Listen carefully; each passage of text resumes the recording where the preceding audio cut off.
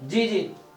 So will you conduct a class for this design models and ANOVA, or should we do it? Yes we can discuss, I think एक class रख लेते नहीं तो। अभी आप लोग, मैं देखो वही मैं कह रहा हूँ, पहले तो आप लोग ना PYQ है ना एक बार कंप्लीट कर दो, क्या क्या डाउट है सिलेबस में, क्या क्या है। अल्लाह सिलेबस हमारे रिकॉर्डेड लेक्चर में देखो, वहां मैंने बेसिक कवर किए होंगे, जो एनोवा एंड ऑल दैट। जो रिकॉर्डेड लेक्चर है 62 लेक्चर का जो प्लेलिस्ट है CUET वाला, जिसका लिंक डिस्क्रिप्शन में है, तो उसमें देखो एंड के लेक्चर्स में हमने कुछ कवर किए होंगे, definitions and all that. But if you want we can do once again, तो यहाँ से आ जाएगा। और फिर मॉक टेस्ट भी तो करना है ना। एग्जाम का डेट आया है क्या? अभी नहीं आया ना? तो एग्जाम का डेट आएगा तो बताना देखो क्या होता है, तो उसके सर हिसाब 11 मार्च से बोला तो है। मतलब 11 to 28 रेंज है ना उसमें तो। हाँ अभी वही है। हाँ तो मतलब अभी एग्जैक्ट डेट आएगा, हो सकता है 11th को ही पड़ जाए, या 28 को भी हो सकता है, 15 को भी हो सकता है, 20 को भी हो सकता है। तो एग्जैक्ट तो नहीं पता है अभी, ये है। सर एडमिट कार्ड तो 10 को न्यूज आ रहा था। अच्छा, तो उस दिन पता चल जाएगा, एडमिट कार्ड जिस दिन आ जाएगा एग्जैक्ट डेट पता चल जाएगा एग्जाम का, ये है। तो उसके हिसाब से हमें करना पड़ेगा ना। तो अभी जैसे सिलेबस एक बार ठीक से आप देखिए, PYQ ठीक से सॉल्व कीजिए। मॉक टेस्ट तो एंड के 10-12 दिन में भी किए जा सकते हैं ना, एग्जाम के अगर 10 दिन पहले भी टाइम है तो 10 दिन में आप एक एक मॉक टेस्ट दे सकते हो, तो नॉन PYQ दो भी कर सकते हो, क्योंकि एक टेस्ट की ड्यूरेशन क्या होगी 105 मिनट, 1 आवर 45 मिनट। तो दिन में आपके पास 24 आवर है, तो दो स्लॉट लेके आप दो टेस्ट भी एक में दे सकते हो, है ना, एंड के 10-12 दिन में। क्योंकि ये तो बस वही चेक करने के लिए होता है कि आप क्वेश्चन सॉल्व कर पा रहे हो कि नहीं कर पा रहे हो। फिर नहीं कर पा रहे हो तो क्या प्रॉब्लम, उसको सीखना है। तो प्रिपरेशन तो मेनली इसकी चाहिए, है ना। तो ऐसा नहीं हो सकता पहले हम मॉक टेस्ट करें फिर बाद में सिलेबस करें बाद में PYQ करें। पहला तो ये होता है कि सिलेबस एक बार देख लो कि तुम कितना फैमिलियर हो सिलेबस के कंटेंट से, जो CUET चाहता है कि आप इन टॉपिक्स के बारे में जानो।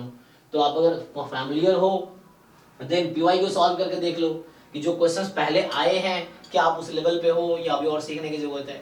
जब आपको लगता है ये दोनों कंप्लीट हो गया कि ठीक है सिलेबस भी हमने कर लिया, मतलब जितना आप स्कोर करना चाहते हैं एटलीस्ट उस लेवल पे, और PYQ भी आपसे सॉल्व हो रहे हैं, आपके इसमें जो डाउट्स है क्लियर हो गए, तो मतलब आप रेडी हो, अब तो आप एग्जाम देने के लिए रेडी हो। तो then you can check your preparation through mock test, कि जो मॉक टेस्ट के क्वेश्चन है वो आप सॉल्व हो रहा है नहीं हो रहा है, उस टाइम ड्यूरेशन में आप कर पा रहे हो नहीं कर पा रहे हो, कितने मार्क्स आ रहे हैं, है ना, कितने मार्क्स चाहिए। तो वो ये तो एंड की चीजें हैं, तो इसका हम लास्ट के है ना 10-12 दिन में, लास्ट के 15 डेज में भी हम लोग इसका डिस्कशन कर सकते हैं, क्योंकि एंड में डिस्कशन अभी मेनली इंपॉर्टेंट ये दोनों चीजें कि ये आपको करना है। इसके PYQ जो भी दिल्ली यूनिवर्सिटी वाले पहले, क्योंकि CUET लास्ट 2 ईयर से ही हो रहा है, उससे पहले सबका अपना एंट्रेंस एग्जाम था, BHU का अपना था, DU का अलग था, HCU का अलग था, और भी बाकी जो यूनिवर्सिटीज हैं सबका अलग अलग एंट्रेंस एग्जाम था। तो उनके पेपर्स आपके पास है, तो प्रैक्टिस प्रॉब्लम यहाँ तो है ही आपके पास काफी सारे, ड्राइव में भी है, बाहर भी आपको मिल रहे होंगे PYQ बहुत सारे। तो आप उसी को सॉल्व करो ना, और जो जो मुश्किल क्वेश्चन है उसको कलेक्ट करो, देखो क्या प्रॉब्लम है उसको सीखो, फिर वो कॉन्सेप्ट सीख ले, कुछ दिन बाद उसको फिर से सॉल्व करो, जो क्वेश्चन अभी नहीं हो रहा है उसको रखो। उन क्वेश्चंस को रिवाइज करना जरूरी है जो आपसे पास्ट टाइम में सॉल्व नहीं होते हैं। तो आपको कुछ रेगुलर एक 15 दिन बाद आपको उन क्वेश्चंस को दोबारा सॉल्व करना है, कि जो आप सीखे थे तो वैसे तो भूल गए आप, ये चीजें हैं। तो है ना, तो मेरे भी ये दोनों बच्चे इनिशियली इस पे फोकस करो, बाद में जब एग्जाम आ जाए तो 10-15 डेज पहले आप इस पे कर सकते हो या रेगुलरली कर भी सकते हो। तो एटलीस्ट मैं ये कहना चाह रहा हूँ कि मैं डिस्कशन इसका लास्ट के 15 डेज में करूँगा तो भी दिक्कत नहीं है। अभी अभी इसमें मैं आपकी क्या हेल्प कर सकता हूँ ये बताओ, है ना, ये चीजें हैं। तो हम लोग इसमें अभी देख सकते हैं कि जो जो कमियां आप उसको दूर करो। इसमें तो मैं मतलब आप मॉक टेस्ट देते रहो चलेगा, उसमें जब मैं डिस्कशन स्टार्ट करूंगा तो एक बार फिर से सॉल्व कर सकते हो। हम लोग अटेम्प्ट ही बढ़ा सकते हैं, कोई प्रॉब्लम नहीं है, एक टेस्ट आप चाहो तो 5 बार दे सकते हो, हमारे पास है ना वो है, तो मैं अटेम्प्ट बढ़ा दूंगा तो आप बताया सेम टेस्ट को 2 बार 3 बार 4 बार भी दे सकते हो, सेम टाइम फ्रेम में एंड उसी सेटअप में, ये चीज है। सर जी सर एक छोटा सा डाउट था, जो भी PYQs अपलोड किए हैं ड्राइव पे, तो सर वो यूनिट वाइज PYQ है या ड्राइव पे? नहीं, CUET का यूनिट वाइज हमने नहीं बनाए हैं, जैम के बनाए थे, जैम और गेट के बनाए थे। CUET का यूनिट वाइज हमने नहीं बनाए हैं, तो CUET का जो भी है फुल लेंथ ही है। Okay sir. Yes. Sir if full length मतलब 2019 2020 वो सब ना? हाँ हाँ yes sir yes. If unit wise करना हो, let's say for example sequence and series for PO and DHU, तो सर उसके भी अब छाट छाट के करना पड़ेगा या फिर हाँ अभी तो वही करना पड़ेगा, या फिर मुझे किसी को काम देना पड़ेगा, हमारी टीम में है ना 20-25 लोग काम करते हैं, तो उनको देना पड़ेगा, फिर वो अलग करेंगे तो उनको भी 4-5 दिन लगेगा, फिर सारे पेपर से अलग करके फिर वो एक बना के देंगे, तो ये भी कर सकते हैं। लेकिन इसमें टाइम लगेगा। पहले बोलते थे हम इनिशियली करवा देते, जैसे जैम में हमने किया था कि जैम में जितने भी पेपर्स हैं सबका टॉपिक वाइज हमने सेग्रीगेट कर दिए थे, पीवाईक्यू नॉन पीवाईक्यू। तो उससे क्या इनिशियली प्रैक्टिस के दौरान हमें उस तरह क्वेश्चन सॉल्व कर लेते हैं टॉपिक वाइज। तो सीयूईटी में ऐसा नहीं किया मैंने। इजी था। तो इसमें ऐसा नहीं किया है। तो अभी आप जस्ट वैसे ही स्टार्ट करो, कोई प्रॉब्लम नहीं है। जो जो क्वेश्चन पीवाईक्यू ईयर वाइज ही सॉल्व कर लो। देखो जो जो क्वेश्चन फंस रहे हैं उसको टिक करके रखो या एक जगह कलेक्ट करके रखो, फिर डाउट क्लास में डिस्कस करो मेरे से। जैसे भी क्वेश्चन सॉल्व कर रहे हो, जहां भी आप फंस गए फोटो खींच के एक जगह स्टोर कर लो आप, है ना। और जब डाउट क्लास हो रहा है किसी को भेज दो, फिर उस तरह या खुद को भी भेज सकते हो व्हाट्सएप पे आप, है ना, खुद के साथ ग्रुप बना के देन उसमें फॉरवर्ड करो। बाद में आप मुझे जब डाउट क्लास, अभी डाउट क्लास डेली चलेगी अभी, तो मॉक टेस्ट का भी मेनली डाउट क्लास ही होगा कि मॉक टेस्ट में जो जो क्वेश्चन आपसे नहीं हो रहे हैं तो वही उसमें हेल्प करूंगा मैं। तो यही प्लान है अभी तो। ओके सर, थैंक यू जी। सर। सेफ स्कोर कितना है? देखो लास्ट ईयर आप जानते हो, बताया मैं 156 पे डीयू मिला था जनरल वालों को, प्लस पे 150 प्लस वालों को बीएचयू मिला था। और लास्ट ईयर 400 मार्क्स के एग्जाम हुए थे, है ना, 400 मार्क्स के थे, 100 क्वेश्चन थे, ईच क्वेश्चन 4 मार्क्स का है। ये लास्ट ईयर था, 2 आवर्स का एग्जाम था लास्ट ईयर। तो 400 मार्क्स का 100 क्वेश्चन 2 आवर था, तो ये था। अभी आपके पास क्या है कि 300 मार्क्स के पेपर हैं, 75 क्वेश्चन हैं, आपके पास 1 आवर 45 मिनट का टाइम है ना, 1 आवर 45 मिनट है, ये टाइम है आपके पास। फिर भी जो एप्टीट्यूड वाला क्वेश्चन बच्चा मतलब प्रिपरेशन में नहीं किया, दिया भी नहीं होगा, तो सेफ स्कोर फिर भी इसी के आसपास जाएगा, ठीक है ना। अगर पेपर इजी रहा तो, बहुत मुश्किल होगा तो फिर उसके हिसाब से, क्योंकि डिपेंड करता है ना पेपर का लेवल आसान है या मुश्किल है ना। जैसे पिछले साल जैम में, जैसे अभी देखो क्या हुआ है इस बार कि जैम में पिछले 3-4 साल से ऐसा चल रहा है कि बस सेफ स्कोर है 50 प्लस कर लो काफी है। अब इस बार ऐसा हो गया, पेपर इतना इजी आ गया कि 50 प्लस वाले भी डरे हुए हैं कि क्या होगा, एडमिशन मिलेगा नहीं मिलेगा, ये भी है। तो सो डिपेंड करता है एग्जाम के लेवल पे कि एग्जाम का लेवल कैसा है, बाकी बच्चे कितने क्वेश्चन अटेम्प्ट करते हैं, उसके हिसाब से डिसाइड होगा कि पेपर का लेवल कैसा है ना। क्योंकि रिलेटिव परफॉर्मेंस यहाँ पे देखे जाते हैं कि अगर फर्स्ट रैंकर जो सबसे ज्यादा मार्क्स वाले बच्चे अगर 200 ला रहे हैं तो बाकी के 200 से कम ही होंगे इस तरह से। और फर्स्ट रैंक वाले अगर मान लो 300 में से 300 ले आया या उस तरह से, तो उसके हिसाब से रैंकिंग होगी। तो वो डिपेंड करता है क्या है। बट हाँ मुझे लगता है यही इस बार भी रहेगा, इसी के आसपास वो रहेगा, क्योंकि जो 100 मार्क्स कट किया है वो बहुत ज्यादा अच्छा अटेम्प्ट किया भी नहीं था, ठीक है। सर एक्चुअली मैंने कुछ फ्रेंड्स लोगों से पूछा, उन्होंने कहा कि 250 तक गया था। नहीं मतलब ये लास्ट का बता रहा हूँ, ये क्लोजिंग रैंक है, एंड एडमिशन लिस्ट जो आई थी उसका। फर्स्ट लिस्ट जैसे पहले राउंड में एडमिशन होता है, तो जहां में भी आप देखेंगे फर्स्ट लिस्ट आती है, सेकेंड लिस्ट आती है, थर्ड लिस्ट आती है, फोर्थ लिस्ट आती है, ऐसे करके आती है। तो जो लास्ट जहां पे क्लोज हुआ था वो डीयूबीएचओ का बच्चा ही मुझे बताया था, तो यहाँ पे जाके क्लोज हुआ था, मतलब आखिरी एडमिशन इस पे हुए थे। Otherwise initially first time the first list आती है 220 प्लस पे, तो इसमें वो सारे बच्चे भी तो आ गए ना। तो हो सकता है जिनके जो आपके फ्रेंड शायद वो लिए होंगे फर्स्ट लिस्ट पे एडमिशन लिए होंगे। I think last closing rank है जहां पे खत्म हुआ था ये। तो आप अगर जैसे जिन लोगों के 220 है तो इनिशियली फर्स्ट टाइम तो 220, मैं आप लोगों से पूछ लूंगा ऐसे। मैंने एक बच्चे से ही पूछा था जो अभी ऑलरेडी वो बीएचयू में है आई थिंक, हाँ तो उसने ही बताए थे। तो ये बाकी लोगों से मैं मीटिंग रखता हूँ, मैं हाँ एक सेशन रखने वाला था कि जो लास्ट ईयर के सीयूटी क्वालिफाई कैंडिडेट हैं, बहुत सारे पिछले बार थे, तो उनका मैं उनके साथ एक मीटिंग रखता हूँ ताकि सारी चीजें क्लियर भी हो जाएंगी। तो आपके मन में जो भी कंफ्यूजन एग्जाम से रिलेटेड, मार्क्स से रिलेटेड, कट ऑफ से रिलेटेड, इंस्टीट्यूट से है ना, किस यूनिवर्सिटी में जाना है, तो मैं कभी सेशन रखूंगा इस संडे को। या का कितना होता है? एचसीयू का देखना पड़ेगा, इसी के आसपास होगा क्योंकि ये लास्ट क्लोजिंग रैंक जैसे मुझे बच्चे ने बताया कि इस पे लास्ट एडमिशन हुआ था। तो और कम हो जाएगा तो हम प्रेफरेंस ज्यादा बच्चे ये रहता है तो उसमें जाके 140 अराउंड हो जाएगा, 140 प्लस पे हो गया होगा। तो ये लास्ट है, बाकी आप अगर बेटर स्कोर में है तो कोई प्रॉब्लम थोड़ी है। तो मैं एक सेशन रखता हूं अभी, है ना, हम लोग एक इंटरेक्शन सेशन रखेंगे जो अभी सीयूटी 2024 प्रिपरेशन कर रहे हैं उनका, और जो सीयूटी 2023 क्वालिफाई करके ऑलरेडी डीयू में है, बीएचयू में है या डिफरेंट यूनिवर्सिटी में है, तो उनको मैं अभी इनवाइट करता हूं। तो एक लाइव सेशन रखते हैं, उसमें हम लोग डिस्कस कर सकते हैं। आप ये भी पूछ सकते हैं कि किस बच्चे कितने मार्क्स से किस पे एडमिशन हुआ था, तो इस तरह से है, या मैं पूछ लेता हूं उन लोगों से, ठीक है। जी जी सीयूटी से प्लेसमेंट होता है क्या? हाँ हाँ, जैसे दिल्ली यूनिवर्सिटी में अच्छा प्लेसमेंट है, अभी डीयू में जैसे एग्जांपल के लिए अभी मैं कल दिल्ली में था, आप सब जानते ही हो, दिल्ली यूनिवर्सिटी में। तो वहां जैसे ये एयर इंडिया कंपनी है, जैसे एग्जांपल के लिए ये जो एयर इंडिया है ना, जो अब टाटा ने, पहले गवर्नमेंट का था, अब टाटा ने एक्वायर कर लिया है।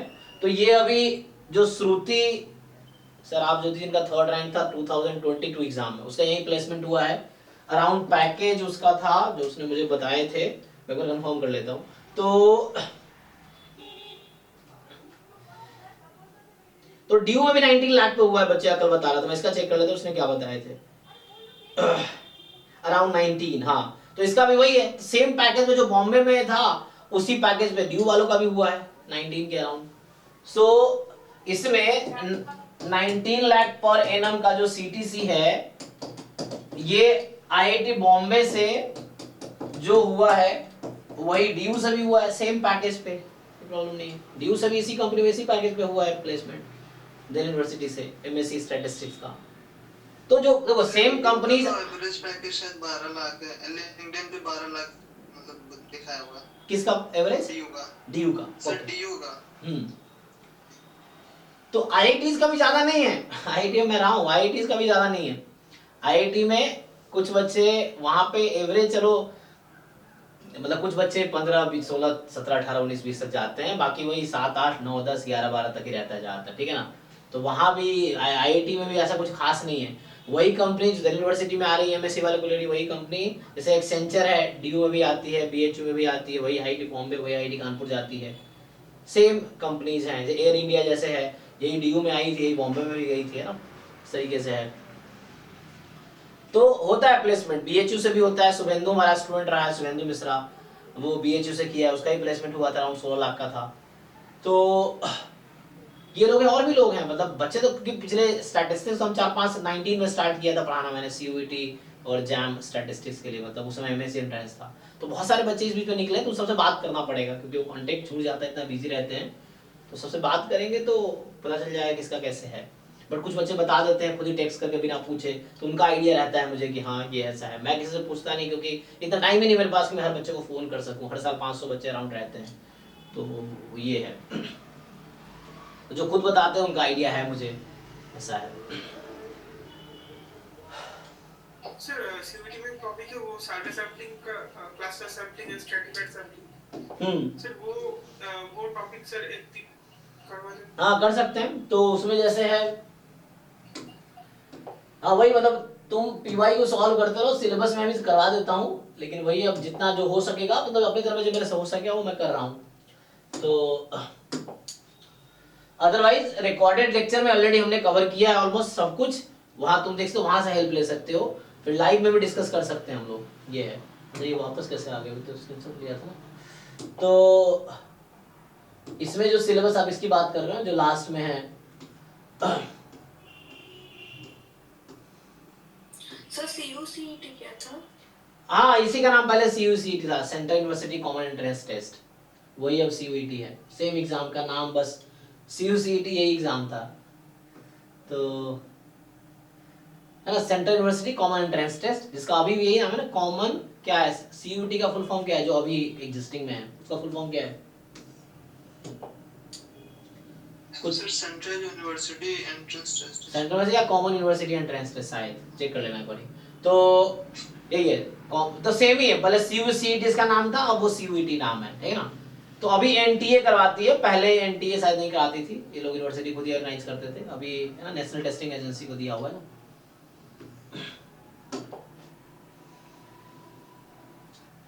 वेबसाइट में लिखा होगा फुल फॉर्म इसका, I think common university entrance test है, या maybe central university entrance test है, चेक कर लेना बस। ये है। सो देखो इसमें ये सब टॉपिक ऑलरेडी कवर्ड है रिकॉर्डेड लेक्चर्स में या जैम सिलेबस में, ये सब कवर्ड है, इससे आप जानते हो। तो मैंने बताया था, बस ये नया था जिसका मैंने थ्योरी करा दिया आपको।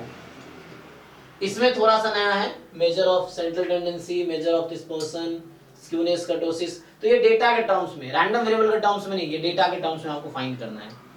तो elementary analysis of data, then इसके बाद तो जैम में भी था, तो ये नया है थोड़ा सा। और लास्ट के जो टॉपिक है एंड के, ये नया है आपके लिए कि सिंपल रैंडम सैम्पलिंग क्या होता है, स्ट्रेटिफाइड सैम्पलिंग क्या है, क्लस्टर सैम्पलिंग क्या है। वन वे एनोवा क्या है, टू वे एनोवा क्या है, सीआरडी क्या है, आर्बिट्रेरी क्या है, एलएसडी क्या है, two square and two cube, factorial experiment क्या है। तो इसमें मतलब एक दो क्लास लगेगा, लाइव क्लास अगर कराऊंगा तो जब तक आप पीवाईक्यू और मॉक टेस्ट सॉल्व करते रहो, डाउट्स कलेक्ट करो। जब डाउट डिस्कशन अभी करेंगे हम लोग, पहले एक बार सिलेबस का जो भी बचा बता देता हूँ, वैसे करता हूँ, और उसके बाद हम लोग फिर डाउट डिस्कस करेंगे। अभी सिलेबस और पीवाईक्यू का, तो तुम लोग सिलेबस पीवाईक्यू मॉक टेस्ट अपने हिसाब से करते रहो, बाकी मेरी क्लास में जो डाउट होगी तो वन बाय वन डिस्कस करते हैं। तो ठीक है, एक दो क्लास है मैं ये करा देता हूँ, है ना। सर यहाँ पर वो 2 square and 2 cube factorial experiment है। हाँ, यहाँ पर कंफाउंडिंग नहीं है ना। हाँ कंफाउंडिंग नहीं है, मिसिंग डेटा वाला नहीं है। तो अगर इस तरह क्वेश्चंस आ जाते हैं तो वो बाद में क्लेम करने के बाद वो हट जाएगा, तो उसका काउंट नहीं होगा। इसमें सर वो 3 स्क्वायर का कंफाउंडिंग आ रहा है। हाँ, तो वो मतलब फिर आउट ऑफ सिलेबस हो गया वो, तो उसमें क्या करते हैं, तो हटा देते हैं ना उसको हम लोग, वो लोग इस तरह से है। सर कुछ क्वेश्चन आउट ऑफ सिलेबस दे रहा है। हाँ, तो वो क्यों करने पे तो वो काउंट नहीं होगा, उसको स्किप करो। जो सिलेबस के बाहर का उसको स्किप करो, कि अभी जो सिलेबस का है उसी क्वेश्चन को सॉल्व करो आप। तो कल का क्या प्लान रखे, कल ये थ्योरी कराऊं या कल क्या डिस्कस करें? सर ये स्टैटिक प्लस ये वाला। ठीक है, इसका चलो इसका थ्योरी कल डिस्कस कर देता हूं फिर मैं, है ना। डिफरेंशियल क्वेश्चन कराई दिया मैंने थ्योरी, और तो अभी हम इसका कल मैं इसका थ्योरी करा देता हूं, ठीक है। इसमें हो सकता है एक दो क्लास लगेगा, कल जितना होता है, ठीक है। तो कल मैं इसका ट्राई करता हूं। तो कल जो क्लास होगी 6 to 8 होगी कल, तो 6 to 8 PM में हम लोग ये डिस्कस करते हैं sampling and design of experiment, ठीक है। तो आज हम यही स्टॉप करते हैं, फिर नेक्स्ट क्लास है तो कल हम लोग इसका मैं थ्योरी कल डिस्कस कर दूंगा, ठीक है। मतलब लाइव में डिस्कस करेंगे हम लोग, ठीक है भाई। चलो आज यही स्टॉप करते हैं, बाकी आप लोग अपना सिलेबस करते रहो, रिवाइज करते रहो। अगर पढ़ रखा नहीं पढ़ा तो पढ़ो थोड़ा, पीवाईक्यू सॉल्व करो, मॉक टेस्ट भी सॉल्व कर सकते हो। ग्रुप में डिस्कशन चल ही रहा है, तो ग्रुप में आप डिस्कशन कर सकते हो। किसी को कुछ पूछना है? सर 2022 में तो एक ही पेपर हुआ था। हाँ, 22 में एक ही पेपर हुआ था।